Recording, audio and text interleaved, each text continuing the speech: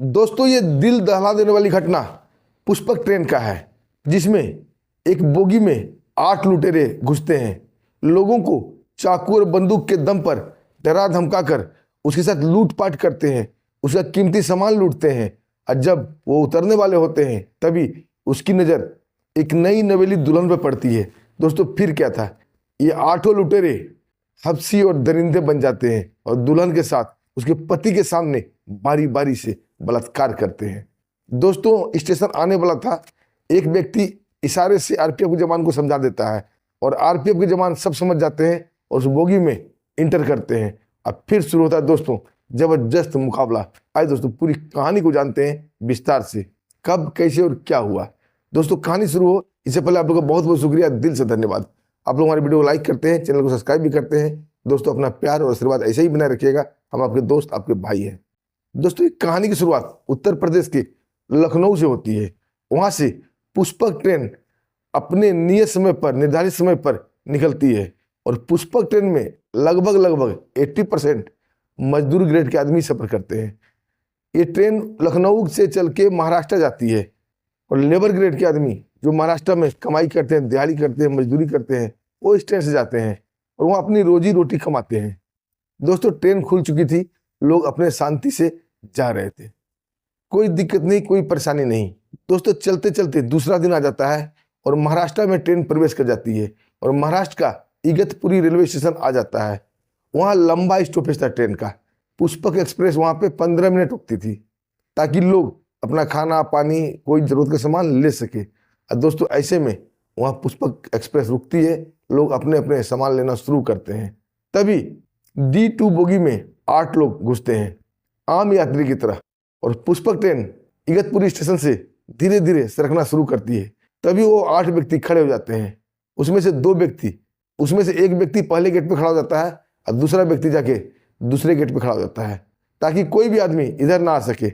और 6 व्यक्ति हाथों में हथियार लिए आम पब्लिक को डराना शुरू कर देते हैं। अब बोलते हैं कोई भी हीरोगिरी नहीं दिखाएगा, जिसने भी हीरोगिरी दिखाई उसे ऊपर भेज दिया जाएगा, उसकी हत्या कर दी जाएगी। दोस्तों, लोग सहम जाते हैं, बच्चे चीखने पुकारने लगते हैं, महिलाएं डर से दुबक जाती है।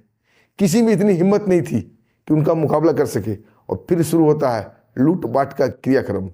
लोगों से सामान लूटा जाने लगता है, नकदी लूटा जाने लगता है, गले के चैन, गले का हार, कान वाली, नाकों के, हाथों की अंगूठी, जो भी कीमती सामान था सब लूटे जाने लगते हैं। कोई भी विरोध करता उसकी जम की पिटाई होती। दोस्तों, आम पब्लिक में किसी के अंदर इतनी हिम्मत नहीं बची थी कोई विरोध कर सके। उसी पैसेंजर में से एक राजीव नाम का एक पैसेंजर था जो कि अपनी पत्नी संध्या के साथ लखनऊ से महाराष्ट्र जा रहा था कमाने के लिए।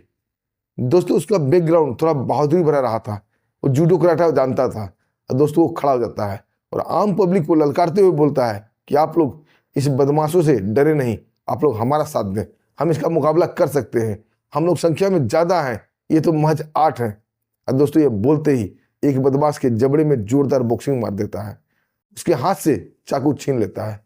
दोस्तों, तभी 2 बदमाश उस पर झपटते हैं। अब बोलते हैं तू बड़ा हीरोगिरी दिखा रहा है। दोस्तों, जैसे ही 2 बदमाश झपटते हैं उसके ऊपर, राजीव जोरदार चाकू का प्रहार एक बदमाश के हाथों में करता है। दोस्तों, बदमाश घबरा जाते हैं और वो समझ जाते हैं कि अगर एक व्यक्ति ने मुकाबला शुरू कर दिया और इसका देखा देखी अगर सभी ने शुरू कर दिया तो हमारा क्या होगा। दोस्तों, बदमाश आगे कुछ नहीं सोच पाते हैं और सीधा फायर कर देते हैं। दोस्तों, गोली राजीव के पेट में लग जाती है और वहीं पे गिर जाता है। उसकी पत्नी संध्या ये सब देख रही थी और चीख मार के वो खड़ा हो जाती है। गुस्से से आग बबूला हो गई थी क्योंकि उसकी नई नई अभी शादी हुई थी। दोस्तों, शेरनी बन जाती है और बदमाशों के ऊपर झपट पड़ती है। दोस्तों, फिर क्या था, बदमाश लूटपाट करना बंद कर देते हैं और उस लड़की को सबक सिखाना शुरू कर देते हैं। अब बोलते हैं तुम्हारी इतनी मजाल कि तुम हम पर हमला करो। दोस्तों, फिर क्या था, आम पब्लिक के सामने उसका पति एक तरफ करा रहा था, उसके सामने ये 8 बदमाश उसे बारी बारी से उसके साथ रेप करना शुरू करते हैं। ट्रेन चल रही थी, आम पब्लिक दुबके हुए थे, पति निसहाय देख रहा था, उसके पेट से खून बह रहा था, कुछ भी करने की स्थिति में नहीं था और ये 8 बदमाश उस लड़की संध्या के साथ बारी बारी से रेप करते हैं। संध्या की भी हालत बद से बदतर कर देते हैं, कोई उसे बचाने वाला नहीं था, सब लोग मूक दर्शक बने हुए थे। तभी दोस्तों, अगला जो स्टॉपेज आने वाला था वहीं बदमाश को उतरना था और स्टॉपेज का नाम था कसारा रेलवे स्टेशन। कसारा में बदमाश उतरने वाले थे। ट्रेन जैसे ही धीरे होती है कसारा में रुकने के लिए, तभी जीआरपीएफ के जवान इधर उधर घूम रहे थे। एक पैसेंजर इशारा इशारा में जीआरपीएफ के जवान को समझा देता है कि अंदर गोलीबारी हो रही है, कुछ गलत हो रहा है। दोस्तों ये जीआरपीएफ के जवान सब समझ जाते, अंदर कुछ न कुछ तो गड़बड़ है। वो अपने साथी को बताता है और जीआरपीएफ के जवान धनाधन D2 बोगी में घुस जाते हैं।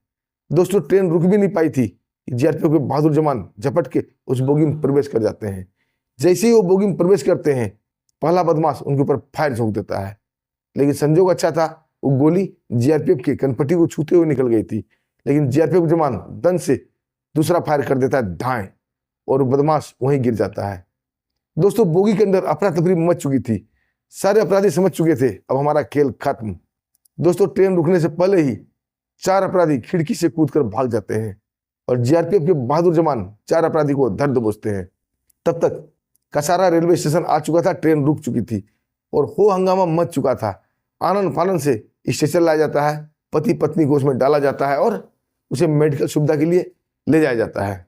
जब पत्नी से बयान लिया जाता है और 4 अपराधी को पकड़कर कल्याणपुर रेलवे थाना ले जाया जाता है, जब उसकी पूछताछ होती है तो ये अपराधी कुछ भी मुंह खोलने के लिए तैयार नहीं थे।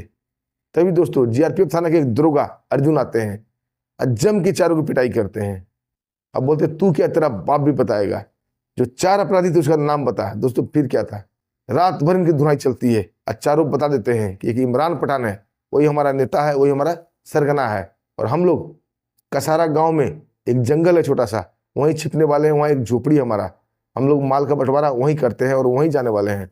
कौन हो, हमारा साथी वहीं गया है। दोस्तों फिर क्या था, रात को ही जीआरपीएफ के जवान एटीएस के जवान से मदद लेते हैं और ज्वाइंट ऑपरेशन चलाते हैं और ऑपरेशन का नाम रखते हैं ऑपरेशन कसारा। दोस्तों सुबह होते होते वो कसारा गांव को पूरा घेर लिया जाता है। गांव वाले भी कोऑपरेट करते हैं और आखिरकार कसारा जंगल को भी घेरा जाता है। कसारा जंगल में उन्हें एक झोपड़ी दिख जाती है और घेरा को तंग करने लगते हैं और बहादुर जीआरपीएफ वाले अपने अपने घेरे को धीरे धीरे टारगेट की तरफ ले जा रहे थे। तभी वहां से फायर शुरू हो जाती है। दोस्तों फिर क्या था, लोकेशन भी मिल गया था और बदमाश का भी पता चल गया था। जवाबी फायरिंग भी होती है और 2 बदमाश वहीं मारे जाते हैं।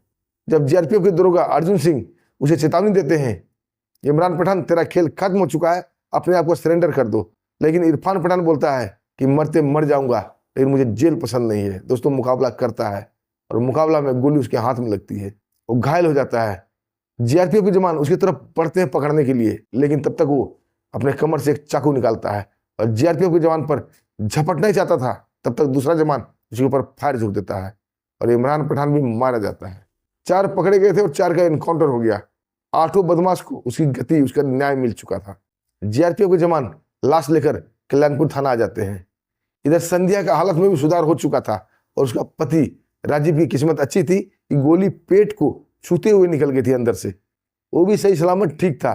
लोग उसकी बहादुरी की तारीफ कर रहे थे। दोस्तों बताने का मकसद मेरा किसी को डराना नहीं था। दोस्तों ट्रेन में सफर करते थोड़ा सतर्क रहिए, कौन चढ़ रहा है, कौन उतर रहा है, कौन उसका पैसेंजर है कि नहीं है, थोड़ा सा ध्यान रखिए, नहीं तो सावधानी हटी दुर्घटना घटी, जैसे संध्या के साथ हुआ। दोस्तों इस वीडियो पर आपका क्या करना है, छोटा सा कमेंट जरूर कीजिएगा। वीडियो अच्छी लगी वीडियो को लाइक कीजिएगा, चैनल को सब्सक्राइब भी कीजिएगा। दोस्तों अब हमें आज्ञा दीजिए, फिर मिलते हैं एक ऐसी ही सच्ची कहानी के साथ। तब तक के लिए नमस्कार, जय हिंद, जय भारत।